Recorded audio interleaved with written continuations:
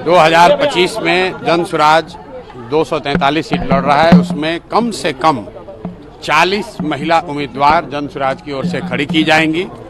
दूसरी बात हमने ये भी कही कि 5 वर्ष का और समय मिला, 2030 में कम से कम 70 से 80 महिलाओं को जन स्वराज के प्लेटफॉर्म से प्रशिक्षित करके उनके पीछे अपनी ताकत, बुद्धि, शक्ति, व्यवस्था लगाकर उनको नेत्री बनाने का जो अभियान है वो शुरू किया है।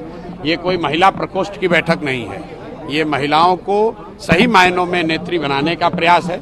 जो मैंने और 4 बातें कही वो भी आपने सुनी कि जब तक महिलाओं को आर्थिक आज़ादी नहीं मिलेगी तब तक उनकी भागीदारी समाज में समानता के आधार पर नहीं हो सकती है। इसलिए जन स्वराज का जो पूरा अभियान है कि सबसे पहले 40 महिलाओं को विधानसभा में जिताकर पहुंचाया जाए। दूसरी जो बात कही गई है कि जो महिला यहाँ पर रोजी रोजगार व्यवसाय करना चाहती हैं, आज जो प्रस्ताव पारित हुआ कि उसको 4% के ब्याज पर सरकारी गारंटी पर महिलाओं को रोजी रोजगार करने के लिए पैसा मिले, क्योंकि अभी जो यहाँ पर जीविका चल रहा है उसमें महिलाओं को 2%, 2.25% प्रति माह ब्याज लग रहा है, जबकि यहाँ पर जो माली हालत है, महिलाओं की इतनी स्थिति खराब है, उनके पास गिरवी रखने के लिए कुछ नहीं है। तो सरकारी गारंटी पर महिलाओं को पैसा मिले ताकि वो अपने घर घर रोजी रोजगार कर सकें, ये दूसरी घोषणा की है। तीसरी घोषणा जो सबसे महत्वपूर्ण है, जो गांव-गांव से करते आए हैं कि 2025 में जब जनता की सरकार बनेगी, जन स्वराज की सरकार बनेगी, तो साल भर के अंदर बिहार से किसी भी बच्चे को, किसी के बेटे, किसी के पति, किसी के बाबूजी, भाई भतीजा को मजबूरी में 10-12 हज़ार रुपये के रोजी रोजगार के लिए बिहार छोड़कर जाना नहीं पड़ेगा। इसका पूरा ब्लूप्रिंट हमने जारी किया है, उस पर भी आज मैंने महिलाओं की सहमति ली। आपने खुद देखा होगा, महिलाओं ने हाथ उठाकर उसका समर्थन किया है।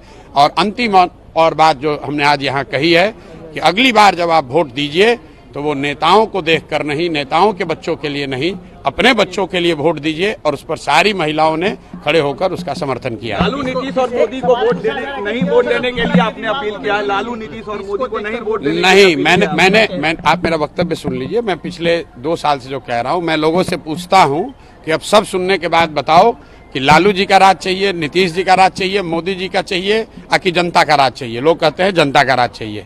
फिर मैं दोबारा पूछता हूँ, भाई जिसको लालू जी का चाहिए लालू बता दीजिए, जिसको मोदी चाहिए मोदी बता दीजिए। फिर सब लोग कहता ना भैया हम लोग को जनता का राज चाहिए। तो जनता का राज चाहिए तो उसका रास्ता बताते हैं कि जिन नेताओं ने आपको और आपके बच्चों को ठगा है, आपके पेट पर लात मारा है, उन नेताओं को, चाहे वो आपके जाति का है, आपके धर्म का है, उसको वोट नहीं देना है। वोट किसको देना है? मैंने ये नहीं कहा कि वोट प्रशांत किशोर को देना है कि जन स्वराज को देना है। मैंने उनको रास्ता बताया कि वोट अगली बार नेता का चेहरा देखकर नहीं, अपने अपने बच्चों का चेहरा देखकर देना है। और यही जन स्वराज का अभियान है, 2 बरस यही कर रहे हैं, आज यही दोबारा किया। यूनिफाइड पेंशन योजना कल केंद्र सरकार ने जारी करी है, उसको उसका डिटेल आने दीजिए। वो एनपीएस और ओपीएस के बीच का कुछ रास्ता निकालने का सरकार ने प्रयास किया है। मुझे नहीं लगता है कि जो लोग ओल्ड पेंशन स्कीम के लिए संघर्षरत हैं, जो आंदोलन कर रहे थे, उनको ये स्वीकार्य होगा।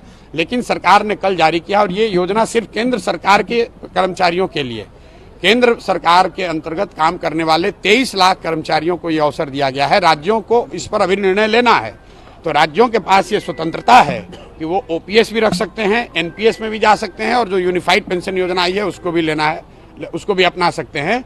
तो बिहार सरकार को ये बताना चाहिए, क्योंकि ये लोग तो एनपीएस में आ गए हैं। ये ओल्ड पेंशन स्कीम में तो बिहार है नहीं। नीतीश कुमार तो पहले ही सरेंडर करके एनपीएस कर लिए हैं, कर्मचारियों का पूरा हक मार दिए हैं। तो अभी यूनिफाइड वाले पर इनका क्या स्टांस होता है, सरकार को बोलने दीजिए, फिर उस पर टिप्पणी करेंगे। मनोज तिवारी ने कहा है कि राहुल गांधी को मानसिक जो है बीमारी हो गई है, इलाज की जरूरत है। जनगणना मामला किसने क्या कहा?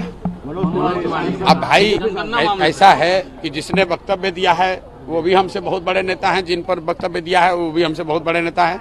हम अपनी बात कह सकते हैं, बिहार की बात कह सकते हैं, बिहार में के समाज, बिहार के बच्चों की बात कर रहे हैं, जन स्वराज की बात कर रहे हैं। रिजर्व कैटेगरी की महिलाओं को आरक्षण मिलेगा? मतलब जो रिजर्व कैटेगरी, मेरे भाई 40 महिलाओं को मिलेगा। फिर उसमें आप जबरदस्ती मत घुसड़ने लगे झगड़ा का। महिलाओं को महिला रहने दीजिए, महिलाओं को माता बहन रहने दीजिए, महिलाओं को शक्ति रहने दीजिए, महिलाओं को अवसर मिले, उसके बीच में झगड़ा लगाने वाला काम मत कीजिए। राहुल गांधी ने कास्ट सेंसस की बात कही है, कहे कि 90% लोग सिस्टम में नहीं है, हम लोग कास्ट सेंसस कराएंगे। और देखिए कास्ट, ठीक है, कास्ट सेंसस को लेकर हम पिछले 2 साल से वक्तव्य दे रहे हैं। जातिगत जनगणना होना चाहिए, इसमें कोई दिक्कत नहीं है, लेकिन जातिगत जनगणना हो जाने से सबकी गरीबी दूर हो जाएगी, परेशानी दूर हो जाएगी, ये जो राहुल गांधी बता रहे हैं ऐसा कोई पनिसिया है नहीं। अगर जातिगत जनगणना से ही सब सुधर जाना होता तो जनगणना अभी है लोगों के पास कि SC ST समाज के लोग सबसे गरीब, पिछड़े, शैक्षणिक, आर्थिक, सामाजिक तौर पर सबसे पिछड़े हैं। तो राहुल गांधी को ये बताना चाहिए, या जो भी ये बता रहा है कि जातिगत जनगणना से सब सुधर जाएगा, तो उसको बताना चाहिए कि SC ST समाज के लोग इस दशा क्यों नहीं सुधरी। भाई जनगणना होने से नई जानकारी मिली, सही है, लेकिन जानकारी मिलने मात्र से आपकी दशा नहीं सुधरेगी। ये तो ऐसे हुआ कि लाइब्रेरी में जाइएगा, वहां बहुत किताब है, तो लाइब्रेरी में जाने से आप विद्वान थोड़े हो जाइएगा, उस किताब को पढ़ना भी पड़ेगा और पढ़कर आत्मसात करना पड़ेगा। तो राहुल गांधी जी को ये बताना चाहिए कि भाई 60 साल से ये आपको ज्ञान कहाँ आपका गया था। 60 साल से तो आपके लोगों की ही सरकार थी, तब जनगणना करके पूरे देश का भला कर देते। चलिए मान लीजिए अब उनको अक्ल आया है, अब उनको समझ में आई है बात, तो जनगणना जिन राज्यों में कांग्रेस की सरकार है, तेलंगाना में है, कर्नाटक में है, हिमाचल में है, वहां पर करके गरीबी दूर कर ले। हम लोग सब लोग उनके पीछे उसी मॉडल को मान लेंगे। अगर जातिगत जनगणना से गरीबी दूर होती तो बिहार में तो जनगणना हो गया, तो यहाँ गरीबी किसका दूर हो गया। राहुल गांधी जी कांग्रेस के जहां जहां सरकार है वहां जनगणना करा के गरीबी दूर कर ले, हम लोग सब उनका झंडा उठा के घूमेंगे, उसी मॉडल को फॉलो कर लेंगे।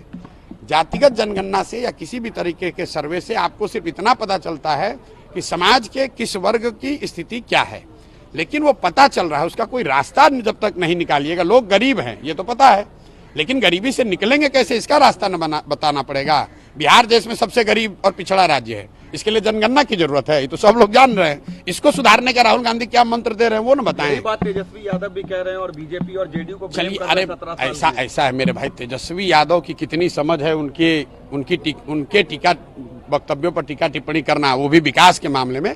तेजस्वी यादव जात के मामले में बोलें तो उस पर टीका टिप्पणी हो सकती है, रंगदारी बालू शराब माफिया पर बोलें तो उस पर टीका टिप्पणी हो सकती है। ये लोग हाँ क्राइम पर बोले तो उस पर नहीं, ठीक है, क्राइम पर बोले उसका जवाब देंगे। तेजस्वी यादव अब विकास के मॉडल की चर्चा करें, ये हास्यास्पद लगता है। इनके लोग 15 साल यहाँ शासन में रहे हैं, जिसको अपना नहीं पता है कि GDP क्या है और GDP ग्रोथ क्या है, वो बिहार के विकास की कहानी समझा रहा है, उस पर क्या टीका टिप्पणी करनी है। क्राइम का जहां तक बात है तो इतना ही कहूंगा कि 6 महीना पहले तक तेजस्वी यादव खुद उप मुख्यमंत्री थे और तब उनको बिहार स्विट्जरलैंड दिख रहा था, और 6 महीना में अब उनको कत्लखाना में दिख रहा है। अभी नीतीश कुमार पलट के चले जाएं महागठबंधन में तो बिहार उनको फिर बढ़िया दिख